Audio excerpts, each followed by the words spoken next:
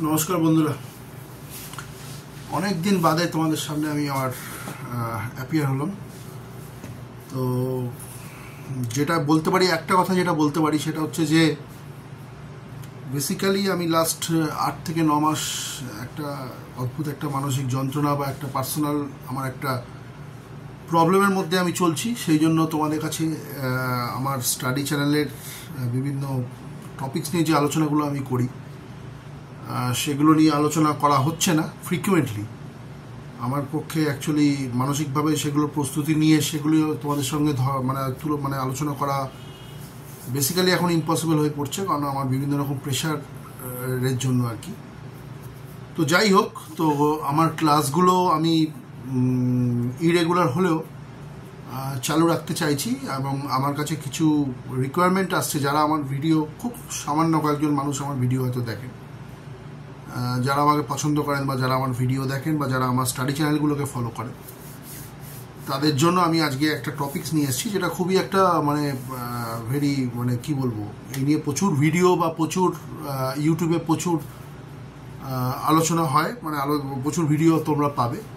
তাও আমার যারা ফলোয়ার বা যারা আমার পড়াশোনার চ্যানেলটাকে ফলো করে বা আমার থেকে যারা নলেজ নিতে চাই, নলেজ আমি যাদেরকে আমি সবাইকেই আমি নলেজ, আমার নিজের যেটুকু আমার নলেজ আমি অ্যাকোয়ার করেছি সেগুলো দিতে চাই। তো সেগুলোর জন্য আজকে ক্লাসটা আমি করছি।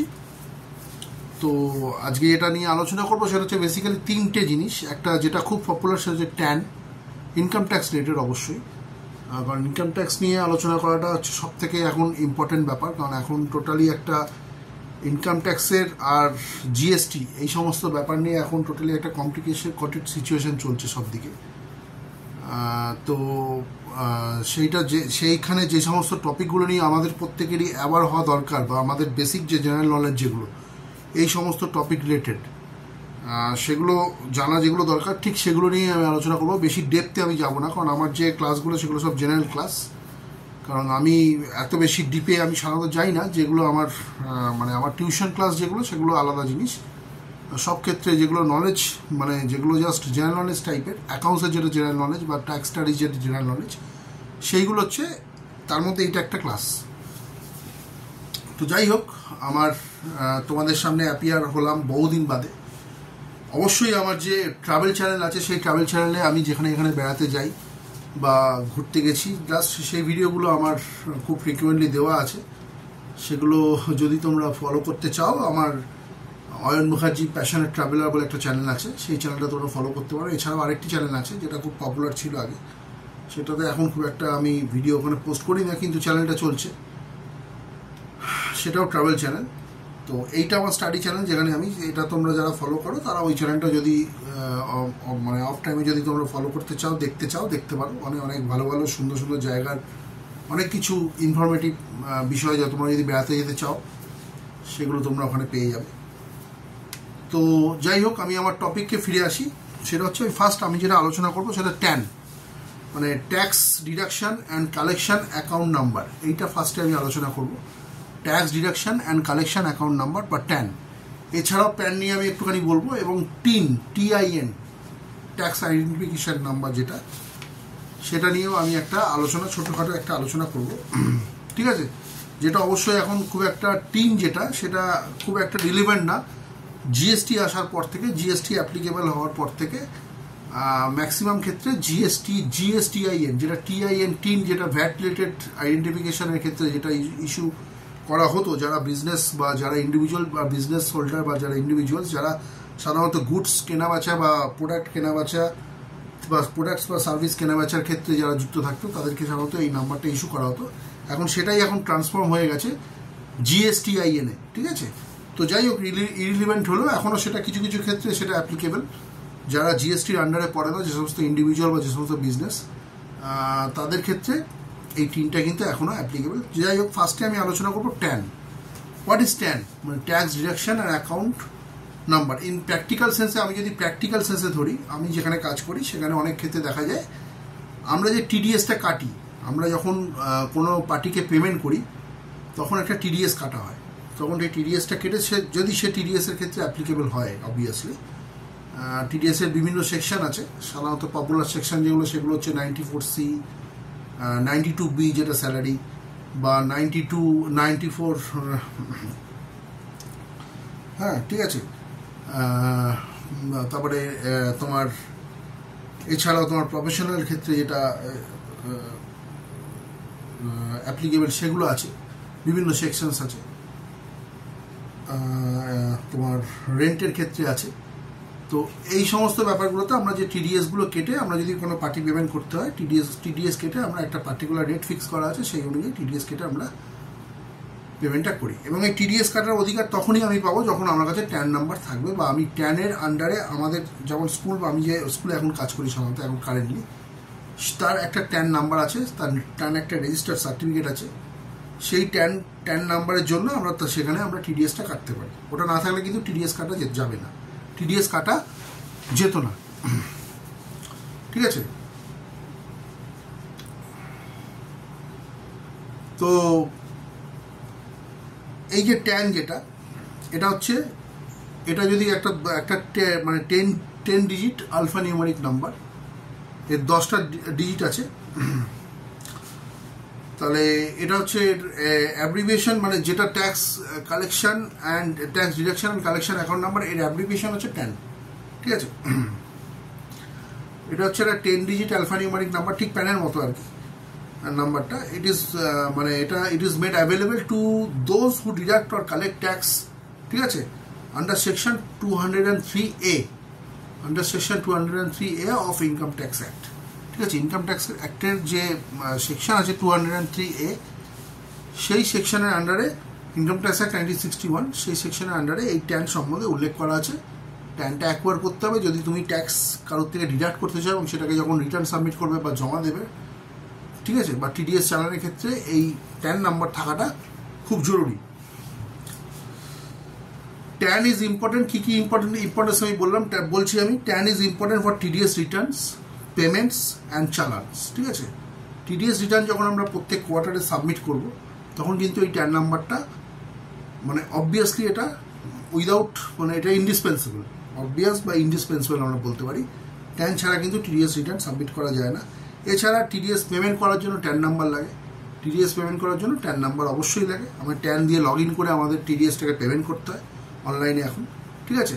ট্যান নাম্বার দিয়ে লগ ইন করার পরে টিডিএসটাকে পেমেন্ট করতে হয়। আর একটা হচ্ছে চালান, টিডিএস যে চালানটা যেটা জেনারেট হয়, সেই চালানে কিন্তু ট্যান নাম্বার থাকাটা খুব জরুরি। এনিওয়ান, এবারে নেগেটিভ অ্যাসপেক্টটা কি, যদি ট্যান না থাকে কি হবে? যদি কেউ ফেল করে, ট্যান অ্যাপ্লাই করার পরে যদি কেউ ফেল করে ট্যান অ্যাকোয়ার করতে, ট্যান কার্ড যদি না থাকে, তাহলে তাকে কিন্তু 10,000 টাকা মিনিমাম একটা ফাইন দিতে হবে। সেটা একটা খুব বিরক্তিকর ব্যাপার। এইবার এই ট্যান যদি একবার অ্যাকোয়ার, মানে একবার যদি কোনো অর্গানাইজেশন ট্যানের আন্ডারে রেজিস্টার হয়ে যায়, বা ট্যান নাম্বার যদি অ্যাকোয়ার হয়ে যায়, মানে ট্যান নাম্বার যদি পেয়ে যায়, তাহলে কিন্তু তাকে সেই বিজনেস এন্টিটিকে বা সেই এন্টিটিকে তাই কিন্তু কোয়ার্টারলি টিডিএস রিটার্ন কিন্তু সাবমিট করতে হবে। এবার যেটা ইম্পর্টেন্ট হচ্ছে হু রিকোয়ার্স ট্যান নাম্বার। ট্যান নাম্বারটা কাদের রিকোয়ার, যেটা আমি প্রথমে আমার যেটা ক্লাস শুরুর আগে জাস্ট মানে একটু আগে আমি যেটা বললাম, একটু আগে আমি কী বললাম, ট্যান নাম্বার কাদের লাগতে পারে, যেমন সেন্ট্রাল আর স্টেট গভর্নমেন্ট আর লোকাল অথরিটিস, তাদের ট্যান নাম্বার লাগে। যে কোনো কোম্পানি রেজিস্টার্ড কোম্পানি বা যাই হোক, যে কোনো কোম্পানির ক্ষেত্রে ট্যান লাগে। আর ব্রাঞ্চ ডিভিশন হবে কোম্পানি, যে কোনো কোম্পানি বা তার ব্রাঞ্চ ডিভিশন, তাদের ক্ষেত্রে ট্যান লাগে। এছাড়া ইন্ডিভিজুয়াল বিজনেস ব্রাঞ্চেস, তাদের ট্যান লাগে। এছাড়া বিভিন্ন ফার্ম, অ্যাসোসিয়েশন অফ পার্সনস, মানে এওপি আমরা যাদের বলি, আর ট্রাস্টের আন্ডারে যে সমস্ত অর্গানাইজেশন থাকে, যেমন আমি যেখানে এখন কারেন্টলি কাজ করছি যে স্কুলে, সেটা একটা ট্রাস্টের আন্ডারে আছে। তো সেক্ষেত্রে সেটা ট্রাস্ট একটা, সেই জন্য সেখানে ট্যান নাম্বার দেওয়া থাকবে। আর ইন্ডিভিজুয়ালস আর হিন্দু আনরিলেটেড ফ্যামিলিস তো আছেই। তাহলে ট্যান কাদের জন্য ট্যান অ্যাপ্লিকেবল বা কারা অ্যাপ্লাই করতে পারে ট্যানের জন্য, সেটা হচ্ছে যে যারা সেন্ট্রাল আর স্টেট গভর্নমেন্ট এন্টিটিস যেগুলো আছে, এছাড়া কোম্পানি বা তার সাব ডিভিশনস সেগুলো, এছাড়া ইন্ডিভিজুয়াল বিজনেস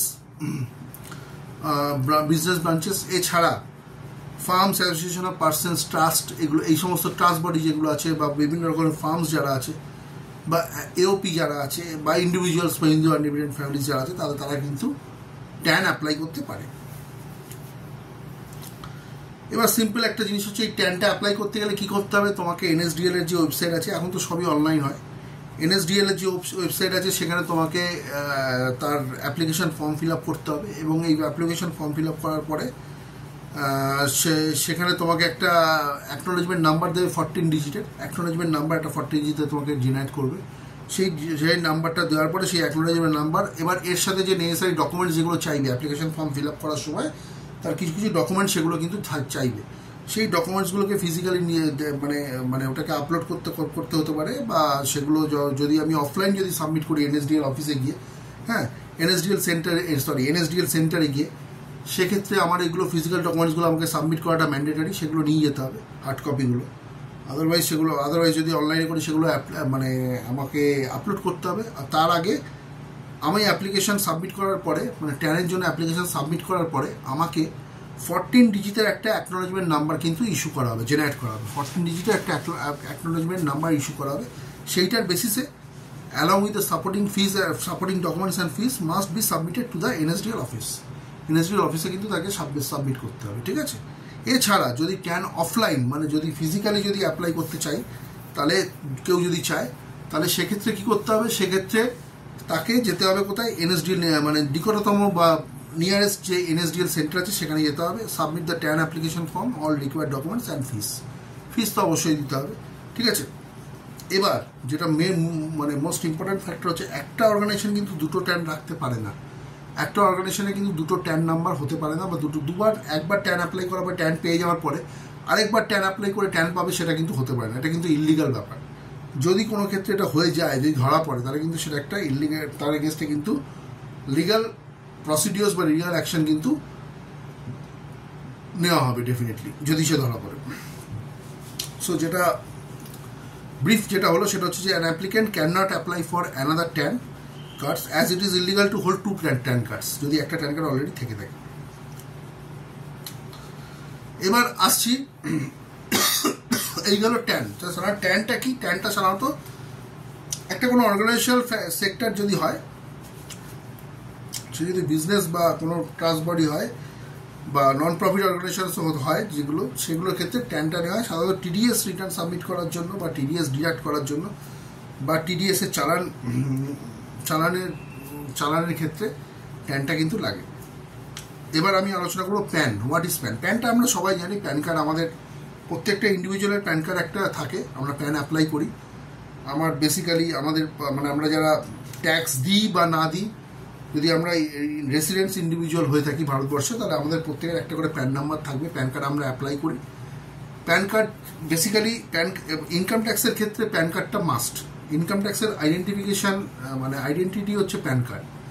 ইনকাম ট্যাক্স, আমার নাম যেমন অয়ন মুখার্জি, ইনকাম ট্যাক্স কিন্তু অয়ন মুখার্জি বলে কাউকে চিনবে না, ইনকাম ট্যাক্স চিনবে আমার প্যান কার্ড নাম্বার দিয়ে।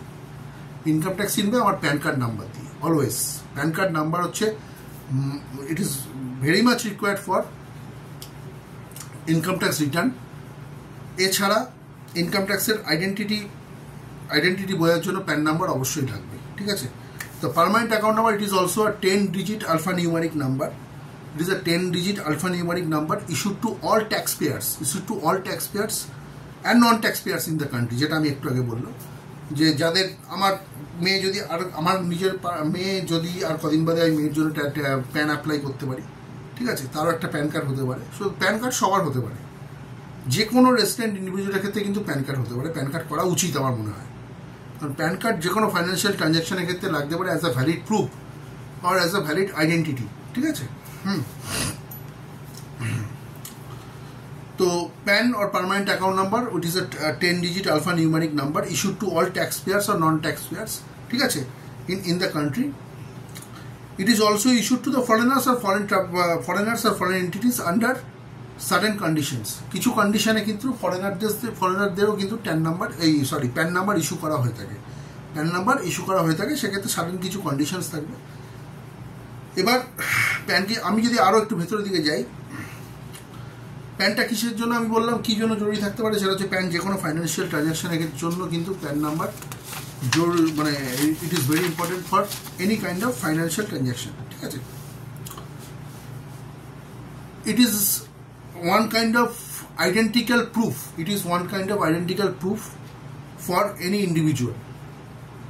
It is one kind of identical proof for any individual, not necessarily, not obviously always that you are involved in financial transaction. Otherwise, other than financial transactions or other than financial involvements, ওটা যদি নাও থাকে তাহলেও কিন্তু প্যানটা কিন্তু অন্যান্য কাজেও লাগতে পারে। প্যান কার্ড থাকা মানে তুমি যে কোনো একটা জায়গায়, অনেক ক্ষেত্রে হোটেলে তো চায় না, হোটেল বা ইয়েতে যে কোনো, তুমি ধরো বাইরে কোথাও বেড়াতে গেলে সেক্ষেত্রে কোনো জায়গায় কিছু ক্ষেত্রে প্যান কার্ড লাগতে পারে, নিয়ে যাওয়া যেতে পারে, যে কোনো ক্ষেত্রে যে নন ফাইন্যান্সিয়াল ম্যাটারের ক্ষেত্রেও কিন্তু প্যান কার্ডটা অ্যাপ্লিকেবল হতে পারে, ঠিক আছে, রিকোয়ার্ড হতে পারে। সাধারণত আমাদের আধার কার্ড লাগে ফর আইডেন্টিফিকেশন। তো একটা ফটো আইডি প্রুফ হিসেবে, অ্যাড্রেস প্রুফ না, ফটো আইডি প্রুফ হিসেবে কিন্তু প্যান কার্ডটা ইটস ভেরি ইম্পর্টেন্ট ডকুমেন্ট, ঠিক আছে। It act as a identity proof of the individual. It is used for income tax purpose. It's মানে প্যান কার্ডের মূল যে কাজটা, মানে মূল যে রিকোয়ারমেন্টটা, সেটা হচ্ছে ইনকাম ট্যাক্সের জন্য মূল যে রিকোয়ারমেন্টটা সেটা হচ্ছে। এছাড়া তুমি যদি ফাইন্যান্সিয়াল ট্রানজাকশন, কেন তুমি যদি ব্যাংকে একটা অ্যাকাউন্ট খুলতে যাও, তোমার ব্যাংকে যদি একটা অ্যাকাউন্ট খুলতে যাও, যে কোনো যদি কোনো এন্টিটি হয় বা কোনো অর্গানাইজেশন হয় বা কোনো ইন্ডিভিজুয়াল তো অবশ্যই হয়, তাদের ক্ষেত্রে প্যান কার্ড কিন্তু মাস্ট, ঠিক আছে। এই জন্য এছাড়া pen is also required for selling or buying property, মানে হাই ভ্যালু ট্রানজাকশনের ক্ষেত্রে প্যান কিন্তু ইম্পর্টেন্ট। প্যান কিন্তু খুব জরুরি, খুব ইম্পর্টেন্ট ডকুমেন্ট, খুব ইন্ডিসপেন্সিবল ডকুমেন্ট, যে কোনো high value transaction for selling or buying any property, cars and other similar assets, ঠিক আছে। এবার একটা সিম্পল জিনিস হচ্ছে কারা প্যানটা অ্যাপ্লাই করতে পারে। যে কোনো ইন্ডিভিজুয়াল অ্যাপ্লাই করতে পারে, resident individual with the taxable income আর নন ট্যাক্সেবল আর ট্যাক্সেবল ইনকাম হোল্ডার্স, তো যে কেউ কিন্তু প্যান নাম্বার অ্যাপ্লাই করতে পারে। এছাড়া foreign nationals, foreign entities, students, নন ট্যাক্স পেয়ার্স, এরা ফরেন ন্যাশনালস বা ফরেন এন্টিটিস, তারা প্যান ডেফিনেটলি অ্যাপ্লাই করতে পারে, কিন্তু তারা পাবে কি পাবে না সেটা ডিপেন্ড করবে ইন্ডিয়ান ট্যাক্স ডিপার্টমেন্টের ওপর, ঠিক আছে, গভর্নমেন্টের ওপর। গভর্নমেন্ট তাকে প্যান ইস্যু করবে কি না সেটা গভর্নমেন্টের ব্যাপার। তার কিছু সার্টেন কন্ডিশন যদি ফুলফিল করতে পারে তাহলে কিন্তু প্যান তারা পেতে পারে। এবার প্রশ্নটা হচ্ছে, প্যানটা তুমি অ্যাপ্লাই করে পাবে কোত্থেকে বা অ্যাপ্লাইটা কীভাবে করবে? PAN card can be applied, এটা by visiting NSDL or UTIITSL official website. তুমি যাবে যদি NSDL অফিসিয়াল ওয়েবসাইটে গিয়ে তুমি দেখবে ওখানে অ্যাপ্লিকেশন ফর্ম আছে। Both sites provides 2 PAN application forms. Both site, মানে এই যে সাইটগুলো বললাম সেটা হচ্ছে যে একটা NSDL আর একটা হচ্ছে UTIITSL বা NSDL। সাধারণত NSDL এর লোকে যায়, NSDL ওয়েবসাইটটা ফলো করে। সেখানে তুমি এই বোথ, এখানে সাইটে কিন্তু একটা প্যানের application form, 2 types of PAN application form তুমি পাবে। ফর্ম 49A, ভালো করে শোনো বন্ধুরা, form 49A is a intended for Indian citizens, where form 49AA সেটা কিন্তু ফরেন ন্যাশনালসের জন্য অ্যাপ্লিকেবল। যদি ওখানে প্রত্যেকটা এই যে সাইটগুলো আমি বললাম, একটা হচ্ছে NSDL আর একটা হচ্ছে UTIITSL, এই দুটো সাইটের ক্ষেত্রে তুমি যদি প্যান অ্যাপ্লাই করতে চাও তাহলে সেক্ষেত্রে কিন্তু দুটো ফর্ম, প্রত্যেকটা জায়গাতেই দুটো করে ফর্ম দুটো করে ফর্ম তুমি দেখতে পাবে, অ্যাপ্লিকেশন ফর্ম। সেটা তার হচ্ছে একটা হচ্ছে 49A, একটা হচ্ছে 49AA। 49A কাদের জন্য অ্যাপ্লিকেবল সেটা হচ্ছে ইন্ডিয়ান সিটিজেন, যারা ইন্ডিয়ান সিটিজেন্স আছে। আর ফর্ম 49A হচ্ছে ফরেন ট্রাভেলার্সের জন্য। An applicant may also apply for a PAN card in person, মানে ঠিক আছে, যদি ফিজিক্যালি অ্যাপ্লাই করা যেতে পারে। He must complete the form by logging into the NSDL's official website or following instructions. Okay. এবার প্যান অ্যাপ্লাই করার জন্য কি কি ডকুমেন্টস লাগে, প্যান অ্যাপ্লাই করার জন্য কি কি ডকুমেন্টস কি জরুরি হতে পারে বা লাগে, সেটা হচ্ছে যে list of documents required, which are the list of documents required when applying for a PAN card, ঠিক আছে। এবার প্রুফ অফ অ্যাড্রেস দিতে হতে পারে, সেক্ষেত্রে কি আর প্রুফ অফ আইডেন্টিটি দিতে হবে। সেক্ষেত্রে প্রুফ অফ অ্যাড্রেস ডেফিনেটলি তুমি ড্রাইভিং লাইসেন্স দিতে পারবে, আধার কার্ড দিতে পারবে, তোমার যদি পোস্ট অফিসে পাসবুক থাকে সেটা তুমি দিতে পারবে। ব্যাংকের পাসবুকে কিন্তু হবে না, পোস্ট অফিসে যদি পাসবুক থাকে সেটা দিতে পারবে যদি প্রুফ অফ অ্যাড্রেস হয়। এছাড়া ভোটার আই কার্ড যদি থাকে বা প্রপার্টি ট্যাক্স অ্যাসেসমেন্ট না অর্ডার যদি থাকে, এছাড়া ডোমিসাইল সার্টিফিকেট যদি থাকে, সেগুলোর ক্ষেত্রে সেটা হচ্ছে প্রুফ অফ অ্যাড্রেস। এর ক্ষেত্রে এগুলো হচ্ছে অ্যাপ্লিকেবল ফর প্যান অ্যাপ্লিকেশন। আর যদি প্রুফ অফ আইডেন্টিটি যদি বলো, মানে তোমার পাসপোর্ট, যদি পাসপোর্ট করা থাকে ওয়েল অ্যান্ড গুড, পাসপোর্ট করা থাকলে তো অনেক সমস্যার সমাধান হয়ে যাবে যদি কষ্ট করে একটা পাসপোর্ট তৈরি করে নিতে পারো, ঠিক আছে। কারণ পাসপোর্ট সবাই অ্যাপ্লাই করে না, বা অনেকেই পাসপোর্টের জন্য অ্যাপ্লাই করতে যায় না, যারা পরামর্শ সবার পক্ষে বাইরে যাওয়া সম্ভব হয় না ডেফিনেটলি, আর সেই পসিবিলিটি থাকে না, বা অফিসিয়াল ক্ষেত্রে অনেকে পাসপোর্ট তৈরি করে বাইরে যেতে হতে পারে। এছাড়া proof of identity Aadhaar card হতে পারে, ফটো আইডি প্রুফ হতে পারে, যে কোনো ভোটার আইডি কার্ড হতে পারে, রেশন কার্ড হতে পারে, প্রুফ অফ আইডেন্টিটি এগুলো রেশন কার্ড, ড্রাইভিং লাইসেন্স আর ব্যাঙ্ক সার্টিফিকেট, ঠিক আছে, এগুলো প্রুফ অফ আইডেন্টিটি হতে পারে। এবার যেটা এবার গেল হচ্ছে প্যান গেল এবং ট্যান গেল, ঠিক আছে। মানে প্যানটা ইন্ডিভিজুয়াল ওরিয়েন্টেড, সাধারণত individual and organization oriented which are involve in income tax purpose, আর যে কোনো ফাইন্যান্সিয়াল ট্রানজাকশনের ক্ষেত্রে এই দুটো জিনিসই ডকুমেন্টস লাগে। এছাড়া আরেকটা আছে টিন, টিআইএন এর ফুল ফর্ম হচ্ছে tax identification, tax payer identification number, tax payer identification number, যেটা এখন খুব ইরেলিভেন্ট, যেটা এখন সাধারণত টিনটা কিন্তু এখন প্রায় অবসোলেট আমরা বলতে পারি। কারণ কি, জিএসটি এসে যাওয়ার পর থেকে, জিএসটি 2017 পরে এসে যাওয়ার পর থেকে সেখানে কিন্তু এই যে এই টিনটা কিন্তু যে নাম্বারটা, যে একটা স্পেশাল যে কোড, যেটা সাধারণত গভর্নমেন্ট যেটা ইন্ডিভিজুয়াল এবং বিজনেসকে দিয়ে থাকতো, তারা যখন বিজনেস ট্রানজ্যাকশনস করে, যেগুলো যে ইন্ডিয়াতে যারা, তারা যখন কোনো ট্রানজ্যাকশনস ইনভলভ হয়, ট্রানজ্যাকশনে গুডস অ্যান্ড সার্ভিস কেনা বেচার ক্ষেত্রে, সেই ট্রানজ্যাকশনগুলোকে ট্র্যাক করা বা সেগুলোকে রেকগনাইজ করার জন্য ট্যাক্স পেয়ার ঠিকমতো সেই ট্যাক্স রুল ফলো করছে কিনা সেগুলো দেখার জন্য এই কোডটা দিয়ে তারা সেটাকে, ইনকাম ট্যাক্স ডিপার্টমেন্ট কিন্তু এই একটা কোড জেনারেট করতো, সেইটা তাদেরকে আইডেন্টিটি প্রুফ হিসেবে সেটা তাদের কাছে থাকতো, এবং সেই অনুযায়ী তাদেরকে ট্র্যাক করতো যে গভর্নমেন্ট যে এরা ঠিকমতো ট্যাক্স রুলসটা রেগুলেশনসটা মেনে চলছে কিনা।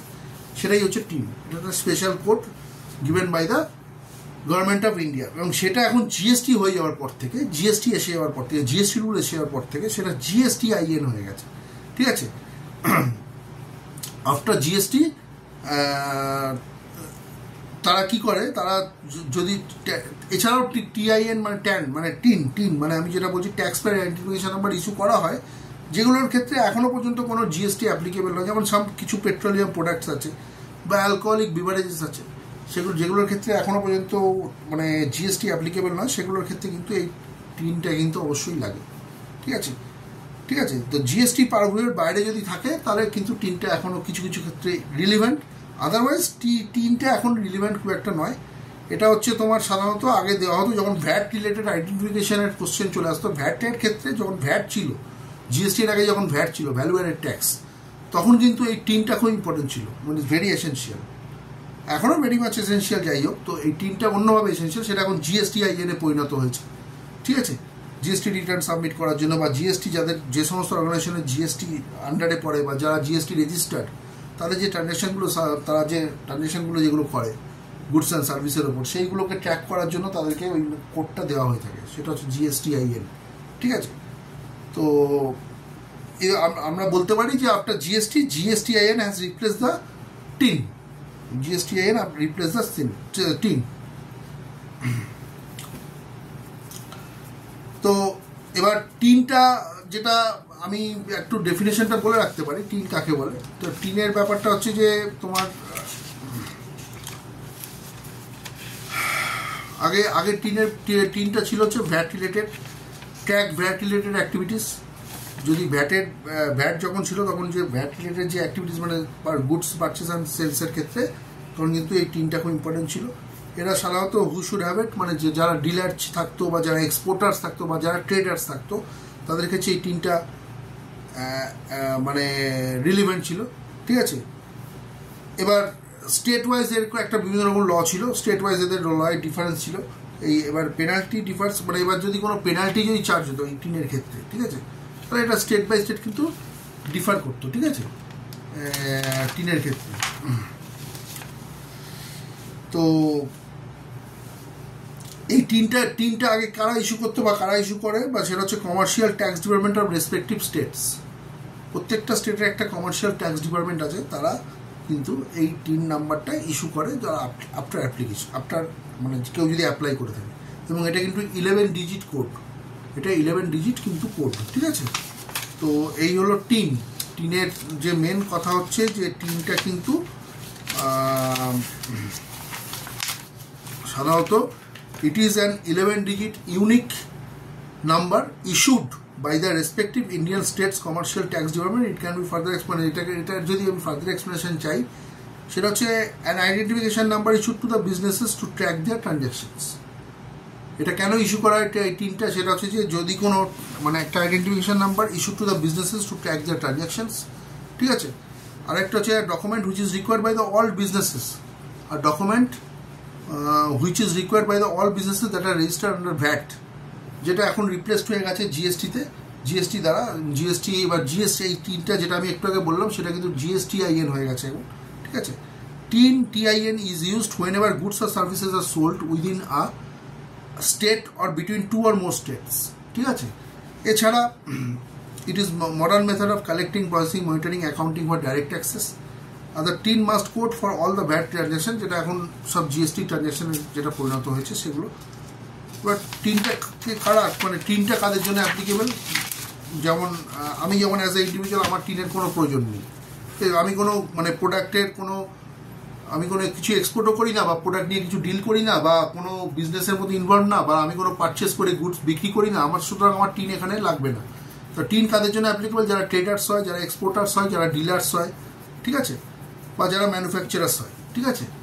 তো এবার ডকুমেন্টস টিনের জন্য কী কী ডকুমেন্টস লাগে, সেটা হচ্ছে যে অ্যাড্রেস প্রুফ লাগতে পারে, আইডি প্রুফ যেগুলো আমি বললাম সেগুলো লাগতে পারে, প্যান কার্ড লাগে, প্যান কার্ড মাস্ট, টিনের টিআইএন মানে ট্যাক্স আইডেন্টিফিকেশন নাম্বার অ্যাপ্লাই করার জন্য পাওয়ার জন্য তাদের কিন্তু প্যান কার্ড কিন্তু মাস্ট, ঠিক আছে। এছাড়া পাসপোর্ট সাইজ ফটোগ্রাফ, যেটা 6 কপি পাসপোর্ট সাইজ ফটোগ্রাফ আগে লাগতো, এখন এই মুহূর্তে আমি ঠিক জানি না, তাও আমি এটা পরে জেনে তোমাদের ডেফিনেট, আর তোমরা যদি জানো তো আমাকে কমেন্ট সেকশনে অবশ্যই জানিও, হ্যাঁ। আরেকটা হচ্ছে address proof of the business premises, ঠিক আছে, address proof of the business মানে আমার বিজনেস প্রিমাইসিসের অফিসিয়াল যে অ্যাড্রেস সেটা। এছাড়া purchase invoice, copy of GR payment বা LR, collection proof with bank statement, সে সমস্ত কিছু ডকুমেন্টস কিন্তু এইগুলোর অ্যাপ্লিকেশনের ক্ষেত্রে লাগে, ঠিক আছে। তো যাই হোক, যদিও টিনটা এখন খুব একটা রিলেভেন্ট নয়, সে তাও কনসেপ্টটা তোমাদের থাকা ভালো, যেটা এখন আমি যখন জিএসটি নিয়ে আলোচনা শুরু করবো, জিএসটি এখনই আমি এখনো ক্লাস শুরু করিনি, একদম মানে আমার ব্রিফ যে আমার রিপোর্টিং যেগুলো আমি বানাই সেগুলো বানিয়ে তোমাদের সাথে আমি আলোচনা করব। এর জন্য আমাকে একটু সময় দিতে হবে, কারণ আমি ক্লাসগুলো আমার খুব ইরেগুলার হয়ে যাচ্ছে। তো আজকে এটা আমি আলোচনা করবো, সেটা ভীষণ ইম্পর্টেন্ট, সেটা তোমরা আশা করি তোমরা বুঝতে পেরেছো, একদম সিম্পল। যদিও প্রচুর কনসেপচুয়াল ভিডিওস বা অনেক কিছু ইউটিউবে অনেক কিছু অনেক চ্যানেল দেখতে পাবে, তারা এইসব প্যান বা টিন নিয়ে আলোচনা করতে বা জিএসটি আইএন নিয়ে আলোচনা করে থাকে। তো যাই হোক, আমি আমার যারা ফলোয়ার বা যারা আমার স্টাডি চ্যানেল ফলো করো তাদের জন্য আমি এটা ভিডিওটা করলাম। তোমরা যদি কিছু কনসেপচুয়াল যদি কিছু নলেজ যেগুলো থাকা দরকার ইন জেনারেল, যাদের স্যালারি বা যারা স্যালারি হোল্ডার বা যারা আমি স্যালারি হোল্ডার বলবো, যারা বিজনেস করে, ছোটোখাটো বিজনেস যারা করে, সব কিছুর ব্যাপারে এই কনসেপ্টগুলো থাকাটা খুব জরুরি। তো সেই জন্য আজকে এই ভিডিওটা করা, আশা করি তোমাদের এটা কাজে লাগবে। আর যারা আমার চ্যানেল দেখা নতুন শুরু করেছো, বা যারা আমার চ্যানেল নতুনভাবে দেখছো, বা যাদের কাছে যারা আমাকে নতুনভাবে চিনেছো, তাদেরকে রিকোয়েস্ট করবো, যদি আমার চ্যানেলে তোমরা নতুন হয়ে থাকো, যদি কেউ আমার ভিডিও দেখে থাকো, যদি ভালো লেগে থাকে অবভিয়াসলি, মানে প্রোভাইডেডটা যদি ভালো লেগে থাকে, ভালো না লাগলে কোনো দরকার নেই সাবস্ক্রাইব করার বা ইয়ে করার। যদি ভালো লাগে তাহলে পারলে সাবস্ক্রাইব করো এবং শেয়ার করো, যদি কেউ আদার্স কোনো কারোর জন্য নলেজের জন্য যদি লাগে সেক্ষেত্রে। তো এই বলে আজকে ক্লাসটা আমি এখানে শেষ করছি। নমস্কার, শুভরাত্রি।